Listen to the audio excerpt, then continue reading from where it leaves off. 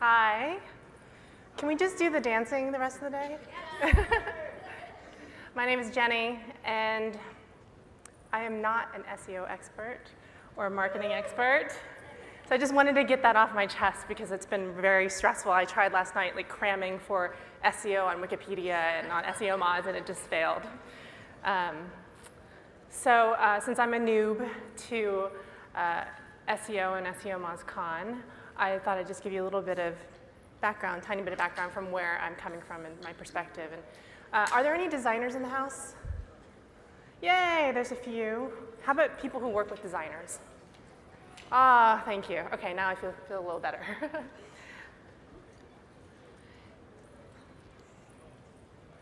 So I actually got my start in advertising and completely failed at it. In fact, I was always trying to redesign the product and not do the ad, and so they said, you need to go get some training.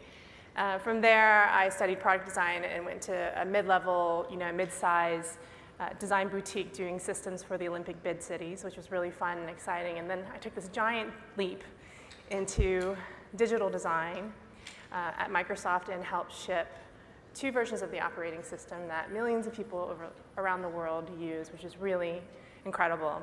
And then I did the crazy thing, and now I'm at a startup, co-founder and chief designer at Jackson Fish Market, where we ship our own products, but we also help others ship great experiences too. And today I'm going to talk to you, genius marketing people and SEO people, and how you can be part of that making great design at your company, in your organization, in your team on a day-to-day basis. So there's some good news and there's some bad news, and I'll start with the good news first. Good news is about 5 or 10 years ago, as recent as 5, we used to have to really scream and at the top of our lungs to leaders at businesses to let them know that design was really important and they should invest in it. Well, we actually don't have to do that anymore, thank God. It was exhausting. I think most of us understand the value of design, the strategic value that you have to ship product and content that has real clear value, but also on top of that has an emotional connection and expresses a personality as well as surprise and delights our customers. Well, there is real ROI tied to design. And in fact, my friend, Michelle Goldberg, is she here? She's a VC at Ignition. Woo! Michelle. She actually gave me this case study when I was trying to figure out the value of design, the ROI of design. And many people will use Mint.com as an example of great design, and for a good reason. What I didn't know is that the company, the people at Mint, they started with a user experience vision first. And they wanted this really beautiful, simple, integrated way to handle personal finance. They did that first, and then they licensed their technology second from a company called Yodlee and turned it around, sold it to Intuit for a lot of money. And what I love is when Michelle, she points at the screen, she says, that's $170 million worth of UI. And I get really excited. There's another case study I love bringing up to numbers types people, and that is this longitudinal study done over a few years for the Gillette Venus razor. That's this disposable razor for the ladies. And they uncovered that for every $1 they spent in advertising, they got back $7 and change in increased sales. But for every $1 they spent on design, and that includes the packaging, the branding, the colors of the handles, the ergonomics and curvatures of the handles, every $1 they spent on that stuff, they got back a whopping $415 in change. So there's the ROI. And the thing that I get really excited about and I constantly think about is, what are these companies doing right? I mean, think about Mint.com. They got users to fork over all their personal information from their personal bank accounts with their passwords. Now, that's a huge leap of faith. That's a huge ask. So what were they doing right? How do you get people to trust your site and trust your content? Turns out that the #1 factor in this study determining site credibility is actually the design, look, and feel. And that's that first impression, that thing that Malcolm Gladwell talks about, that blink. before any reading takes place or any kind of conscious evaluation, people are judging the site and its credibility by the aesthetics. And I use that word deliberately because it seems to me that even my design colleagues today, they shy away from that word aesthetics and the importance of it. And I think it's because they think that aesthetics and look and feel is dangerous to prioritize because for fear that other disciplines think that that's all we do, that we're just mere decorators and we hit things with a pretty stick. But we know that that's not true. We know that aesthetics communicate and they trigger a feeling and a response, and that to me is functionality. It's form and function. Okay, ready for the bad news? It's actually not that bad.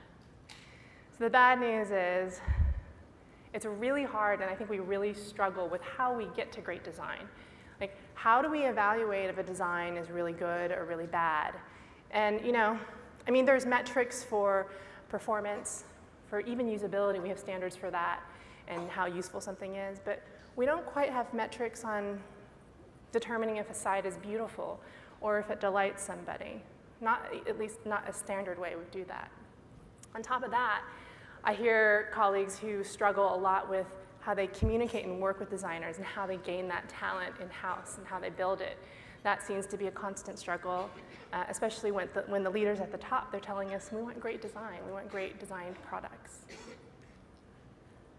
So being great at design, it's just like anything else, writing or being a great athlete or being great at business takes many, many years of practice. And with design, for the designer, it's about understanding the principles and practicing them so that they come to you intuitively, and also getting comfy with the tools and the processes, but also keeping up with the medium that seems like it's constantly changing. Mobile, touch, gesture, dancing robots, all of that's design. And on top of that, the user experience sector of design, that's relatively new. So what's happening is that there's this huge demand for design, and we're seeing a very diverse set of people who are calling themselves designers. And I don't mean to be snarky about that. I actually worked with a lot of these roles at Microsoft. But in a world full of smaller teams who are trying to do more with limited resources, it's not feasible to hire every single skill set here. Visual designer, information designer, user researcher, and then have them code it up, front-end development. So what I see happen, and way too often, is that we aspire for this role of designer on our team, and we grab all of those skill sets and we say, this is the rock star we want. It's great to have aspirations, but it's just not realistic. And I think, we'll talk about this later, the best designers sort of run scared away from these types of job descriptions where they try to be everything. So bad news, more bad news, that even if you had the right focused job description and you knew exactly what kind of designer you needed for your team, they're really hard to find. And it's not just in the Valley. This is a really popular Quora thread. It's all over Seattle, in the US, Europe, and even in China, which is kind of astonishing. And some say it's an issue of education, which I kind of agree. Since it's a new discipline, we don't really have formally shaped programs to develop the kind of designers we need. So, for the next 20 minutes, I'm going to run you through a whirlwind tour of some ideas on how you can overcome some of the bad news and take advantage of the good news and get really great design into your organization. And it all starts with, design doesn't really start with someone sitting in front of a computer and a blank screen. It's about building the culture and getting the right people and the right process in line way before you even hire the designer or before you start designing. So this is St. Peter's Basilica in Rome. Has anyone been there? Oh, good. Wow. So for those of you who haven't been there, this basilica is an amazing piece of work. And it's this stunning aesthetic experience from an engineering perspective and an aesthetic perspective. And it has, when you walk in there, it has this very visceral impact. And your heart starts beating a little faster, like in a good way. And the thing that's interesting about the Basilica in this context is that that emotional impact comes directly from putting an artist in charge. But it took 150 years to build. That's even longer than it did Windows Vista. Yeah, so please don't tweet that. The story behind the Basilica is actually really juicy and scandalous, and there's a book about it. But in short, over the 150 years, there were about 22 popes, or there were 22 popes. And each time a pope came on board, they hired a new head architect. And as you can imagine, with a project this large, if you've ever been on a really large project, they're really slow and really difficult to manage, and it's hard to make progress, and sometimes there's corruption. So what they did is they hired a steering committee of people who were going to oversee everything. And they were going to hire the artists, they were going to oversee the designs and the plans, and they basically screwed around for a bunch of years, building stuff up, tearing it down, building it up, tearing down, changing directions. And it's because they didn't have a clear creative vision until Raphael comes in, the Raphael.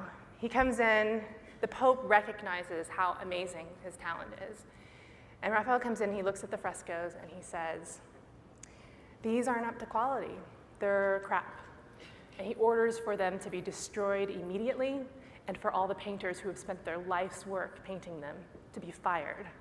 I mean, I could just imagine all those painters who spent 40, 50 years or whatever, painting these frescoes and being fired while chips of plaster come falling down on them of their life's work. It's not the way you want your project to go. So anyways, after Raphael, much later, Michelangelo came on board, and he basically laid down the law. He said to the steering committee, he says, I think your job, you guys take care of the money, make sure it's not squandered and lost, and stolen, but my job is to do the design and the planning. I'm a professional. That's what you should let me do. So one thing I want to talk about before I move on to this side, go back, is that at that time you have to remember that art was the communication at the time. It was because people couldn't read, art and visuals told a story. So things like, it was sort of like Hollywood, the internet, newspaper, and TV, like all rolled up in one into art. And the leaders at the time, they knew that not only controlling the communication was a way to control the people, but that art and beauty were a way to get to that legacy, to preserve their legacy. So you probably, if you're lucky, you have a Michelangelo or a Raphael. Does anyone have a Michelangelo or Raphael in the organization? Yes. I know Kyle's here. Kyle is up here with the freaking genius. He's a Raphael. But if you don't, that creative vision, it needs to come from somebody.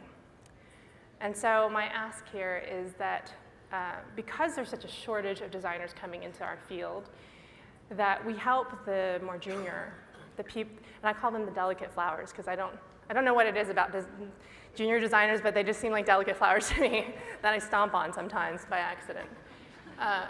So I think it's our job, if we want clear creative vision and we want that emotional impact and that beauty, that we have to help bolster and help these designers lead. And that's more than owning the color palette.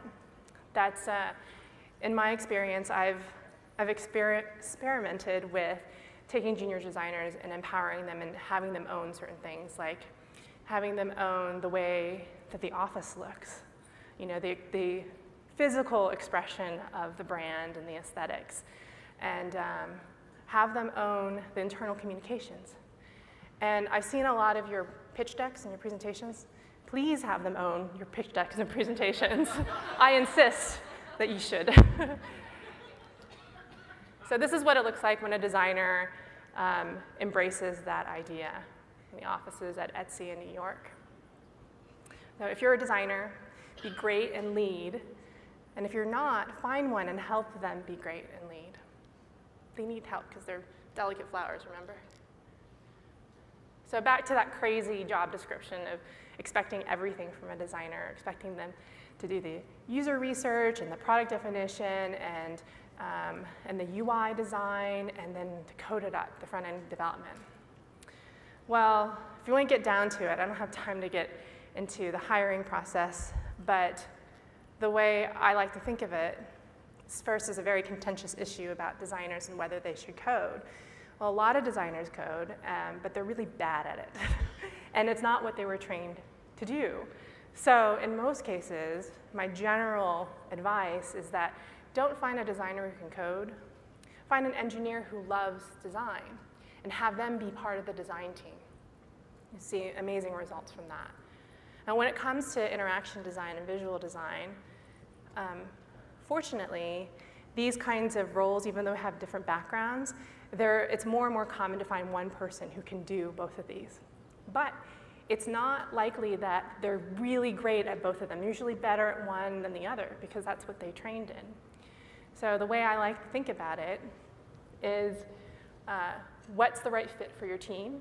Do you have someone there who can help, work with the designers on the interaction, some of the user goals? Or is there a really amazing illustrator who's just chomping at the bit to do more UI design? And you can also think about it in terms of projects. If you have a really complicated tool with lots of user flows and user tasks, you might want to hire a designer who is stronger at interaction design than visual design. But if you have a product that is that needs to compete against something that it needs to be more beautiful and more creative, or it's very brand-centric, and we've heard a lot of talks about community and building community. If you need a designer to help build that place where it will attract people, you probably want to hire a visual designer or a designer who is stronger at visuals than interaction. So here's my quick checklist, and I think you have the PDF to download, so you don't have to write these down, but what I look for first is the resume. Does the person have formal design training? And that can be in HCI, which is human-computer interaction design, or graphic design, and that'll give you a clue on what kind of designer they are. And when I do the phone screen, I listen for when they talk about the user. Not only are they passionate about being the advocate for the user, but they're passionate about the brand and a little nerdy. That always works for me. And the no delicate flower syndrome. A lot of being a designer is about having an opinion, and having an opinion about the new Netflix UI, or this website, or this new iOS upgrade. So making sure that I'm hearing from the designer that they actually have a voice and have an opinion and thoughts about what's out there. The portfolio itself should be a piece that you critique and you look at. Does it make sense to you? Are you able to navigate through the pieces well and easily? And is it built in a way that matches your philosophical way that the site should be built? And the last two are things that aren't normally on designers, the hiring designer checklist. And to me, it's really important that a designer has actually gone through a product cycle, that they've shipped something. And it can be something crappy, it doesn't have to be good. The point here that I'm looking for is that they have empathy. They have empathy for the marketing goals, for the SEO goals, for the content, and for the engineering constraints. Anyone who's been through that cycle has huge empathy for what it takes to get something out the door. And lastly, this one's kind of a pet peeve of mine, and that is I see a lot of non-designers evaluating the quality of work in the portfolio. And it's not to say that you don't know what's good or what you like or you don't like in a portfolio. You have your own opinions and you can decide whether this person's a good fit. But I would never go and review an engineer's code. I mean, the great thing about having someone else come on board and help you look at stuff is that a really senior designer, they're going to be able to tell within minutes if the work is high quality, if the technical execution is done well. And so I suggest that you go find a design advisor, make friends with them, meet with them quarterly, have coffee, have beer, whatever, and have them in your back pocket and call in a favor once in a while. can you look at this portfolio online? Just give me quick thoughts. So that's something to take home. Now, we talk a lot about at SEO Moz, or from what I understand, which I don't understand like half of it, but, but is that you're trying to get people to someplace, right? There's a lot of talk about cost of acquisition and trying to convert somebody. Well, you can think of design as once you've gotten that somebody there, that this is a way to get them to stay. And there's hundreds of principles that I don't have time to go through today, and it'd be silly. So the thing that I like to think about and the thing that I use in my day-to-day practice is this really easy Latin statement. Ad spellaremus, that's what I say. It's a 14th century philosopher's definition of what makes something aesthetically pleasing. And again, I'm focusing on aesthetics, even though we do a lot more than that. But I have this sign, and it's above my desk, and all of my designers have this sign above their desk. And there are three things, three qualities to make something aesthetically pleasing: integrity, harmony, and radiance. Now, integrity is kind of a loaded word, but it's easy to understand. It's, to me, it means how true and sound and how honest and how high quality something is. Now, I love this quote from Conan O'Brien. He was interviewed in the New York Times, and he was talking about the entertainment business and said that, you know, you gotta stake out what you think is right, put out your signal, and make sure it's really clear. But the biggest mistake would be for me to alter that signal just so I could reach more people, because then you're lost. And this is why I kind of get grumpy when teams tell me that they're trying to design for a target audience, a persona that is not them. And it's not impossible, and we do it every day, but there's something about when you're building a product, it's your company, that it's hard not to be genuine. And when you're off by a millimeter, like Conan says, you're lost. So my point is that when it comes to designing for users, it's a designer's job to be the user advocate, to understand their needs and their goals. That's absolutely what we're supposed to do. But there's a big difference between that and pandering. And this is just a new concept that I want to explore a little more, so check back with me, because I have some more ideas on this. Does anyone use MailChimp? Yeah. I'm a huge MailChimp fan. I chose it over all the other products purely for its UX and its UI. And I got to meet the lead designer at MailChimp a couple weeks ago in Austin. And I was talking about the personality of MailChimp and how cohesive and how they just put themselves out there. Now, I'm sure they didn't go and do a bunch of studies and think that, you know, they wanted to please their customers because they thought that they would think that a chimp was really cute, you know? That's not how they went about it. The way they went about it is it was an expression of their culture and their company. They are a company that works hard. They want to make it easy for the user. They're charismatic. And the site on the right, well, it's not a bad site. And I'm sure the people who work there are really lovely. But the problem with it, the problem I have with it, is that they've missed out on an opportunity to tell a story and to really to promote their purpose. I'm going to skip this because I have like 4 minutes left. Harmony is the second principle, and this is kind of easy to get. It's how all the parts relate to the whole. So when you think about style guides and consistency and variation, how all of these tie together, but it's not just about the pixels. It's also about the tone and the voice and the manner and how the customer service person picks up the phone. Again, Aaron Walter from MailChimp, he's put his entire design persona online, and I recommend you go and download it, use it as a template for your own company if you don't already have one. We just started using these tools, actually only the one at the top, called Patternry. And they're pattern libraries. Does anyone use these at all? No. Oh, one in the back. Well, this is a really great way of gathering snippets, not only of the UI, but of landing pages, of messages, of modules, and then catalog them. And even when you stand out like 10 feet away from the monitor, you can tell what's sticking out, what's not harmonious. It's been really helpful. Last principle is radiance. And this one's really tricky to describe, or it's kind of hard to prescribe, because it's the pleasure we feel when we experience the design. One way, or one thing that I like to tell my non-designer friends of getting radiance is, don't forget about the little details that bring delight.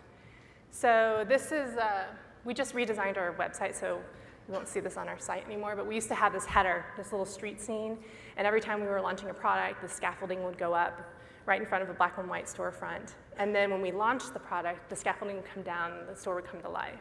And at 6 o'clock Seattle time, the stores close up, the street lamps come on, and the moon comes out. And it's not a big deal. It did take me a lot of time to pixel poke all the buildings, but that's another story. And I'm kind of sad that it's gone now. But the people who notice this kind of stuff, they remember us, and they remember our story, and they remember those little shops.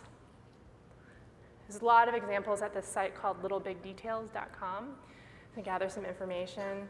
This example in Google Maps, when you drop the little Lego guy in Hawaii, he's not the naked guy. He actually has a Hawaiian shirt and a surfboard, but he doesn't have any pants. But it's still cute, and it makes me so happy. It makes people happy, and happy people are more forgiving. They're more forgiving about mistakes that you guys make, I make, and they also think and that it actually works better, that it improves usability when people are happy and they're delighted. There's a whole book on it. Don Norman wrote it. Lots of people are writing about it. It's worth repeating. Don't forget the special stuff, the little details. All right, I have 1 more minute to go through really fast the art of critique. So the designers come back to with their great designs, they kept in mind all those principles of harmony, integrity, and radiance, and it's time to give feedback. The problem is the art of the critique. It's changed. We don't really critique anymore. And I'm reminded by this every time I go and I visit students because they do it the right way. The point of the critique is to get a bunch of information and data from different perspectives to move the design forward, to progress the design and make it better. Not to sit there and poke holes at it and say what's wrong and how it makes you feel depressed. It's to make the designer, give them more information, more perspective. And we've gotten in trouble with this. I've been to many critiques where it's turned into this horrible art direction session, and it's not pleasant for either the designer or the people attending the meeting. Quick rules of the critique. Sorry, my fonts aren't loading. Whether it's visual design or interaction design, if it's a design critique, then the designer should own the meeting. They also should own the design. They should be, if it's someone you trust, and you should trust this person, otherwise it's just a bad situation. For any meeting, write down the goals up on the wall, but that just helps anchor the discussion if it starts to stray. And focus on the feedback, or focus on the feedback on the problems, and don't try to solve the solutions. And no matter how talented your group is, or how smart it is, when you try to solve something as a group, it gets sort of watered down, and watered down design tends not to be good, right? So you can read this later, but the idea is not giving them prescriptive information and prescriptive feedback, but helping them understand your perspective, helping set their priorities. And then also maybe along the way learning something about their strategies and their intentions and making sure that actually works on you. So wrapping up, I hope that you take back home to the office, or these takeaways. Start recruiting now, because it's going to be really hard to find a great designer. They're high in demand. Figure out what kind of designer do you need. Do you need someone who's more visual or more interactive? Do you need someone who's more strategic? Build a design culture and help those delicate flowers grow, and help set them up for success. Integrity, harmony, radiance.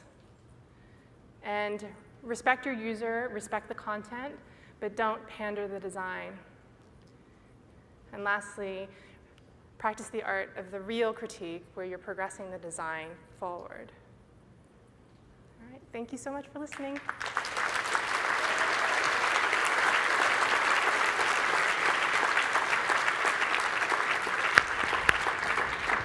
We're going to do some Q&A, so don't run away yet. I think that's a really, really good perspective. And you know, a lot of what you say here, I make these parallels with what we all do with SEO, and especially the critique. You know, we do SEO audits, and how many SEO audits have you seen where everyone's just like, no, this is wrong, wrong, wrong, wrong, wrong, wrong, wrong, wrong, wrong. And then you send it to your client. But really, you know, you like you said, if you're encouraging them to be better, I mean, how much more valuable is that, you know, and whether it's design or whether it's SEO. And on top of that, there's one parallel. Another parallel is, you know, with SEO being more like things that are popular, if you have great design, that can make all the difference in the world.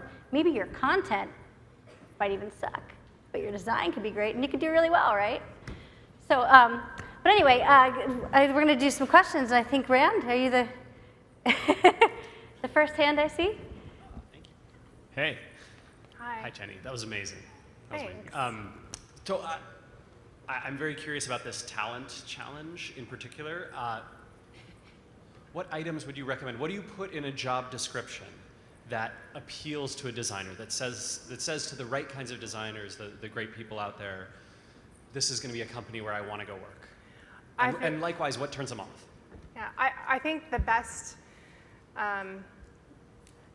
suggestion that I have is you want to make sure it's a good fit. And being yourself, you know, that Conan O'Brien quote, being yourself and describing, you know, with integrity, what kind of culture and company you have and what kind of things you're going to do for them. I've done experiments in the past where I posted the job description as the first year review, the performance review. And it's a really kind of tricky way too to like say, hey, like these are the things we're going to work on. A review of someone who No, like worked? their future performance review. But I think the thing that gets designers and creatives really excited is really the environment. And the designers have in the past have always been service oriented. So they're always working for a client or agency. And if you're a product company, it's really exciting for a designer to be part of shipping something to a real user, an end user, and not a client. So I would sell that pretty hard. And you'll get the right kind of people too. Last question, where do you post? Do you go, like where do you recruit or where would you recommend we recruit? There are a couple organizations. Here in Seattle, we have a chapter, IXDA, Interaction Design Association. You'll get a little more of the brainy types and the more the HCI types. AIGA is a traditional design, AIG, it's a 100-year-old organization.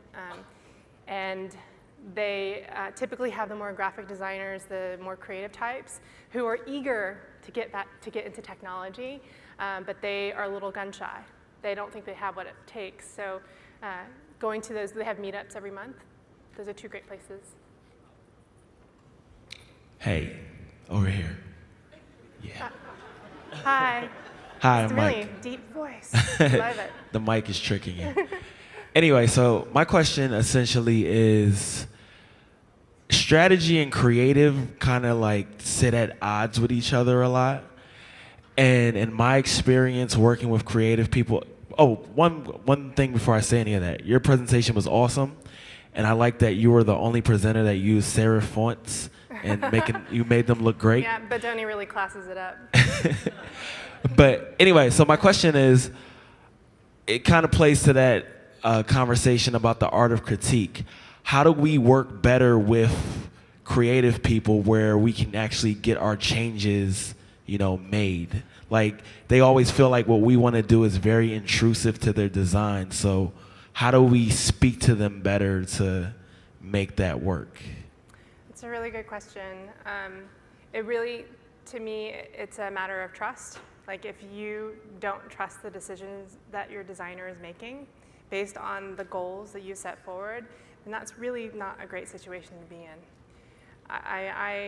It's hard to do, but you really should demand excellent designers and excellent people. And there's a time also to be introspective and to see, is the strategy getting in the way of something that is not very tangible, that's emotional, and that we gain a lot of really good,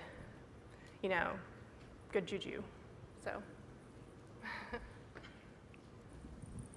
this one over here. Do I have time for one? Okay. If you work in an office that is largely Okay, hi. largely focused on budget a lot of the time and really numbers driven, but there's also the creative element. How do you help bridge that gap so that you don't kill the creative but still pay attention to budget? Could you explain what you mean by like how limited you are to budget? You can't hire more people, or you can't hire? Yeah, and the people that we do have can't always spend maybe as much time as they might want to Yeah. on the products. There are a lot of really great platforms that have built-in great design. Twitter Bootstrap.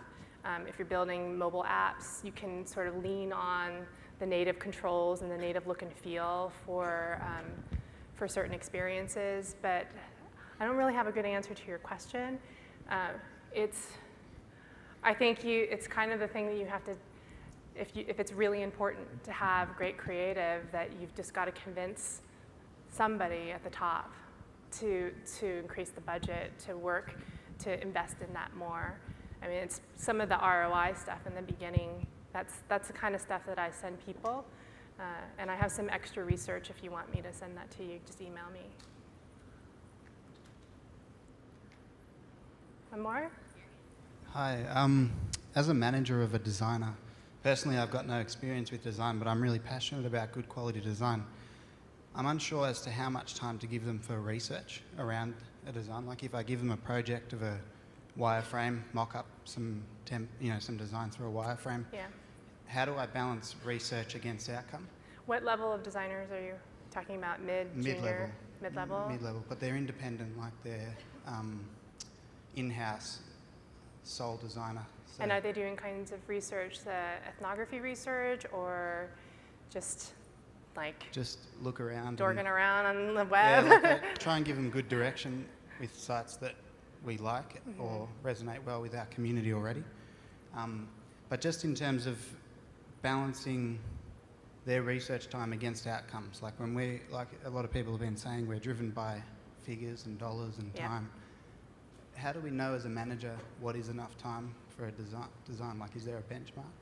I don't have any benchmarks for that. I just know that I have a schedule, and that's what I give my designers, and they work toward that. I also try to get as much information that's available that I don't have to go do research. Like the U.S. Census Bureau has a ton of really great user research that's free. And I can get a better sense of a scenario or a type of person or a demographic. And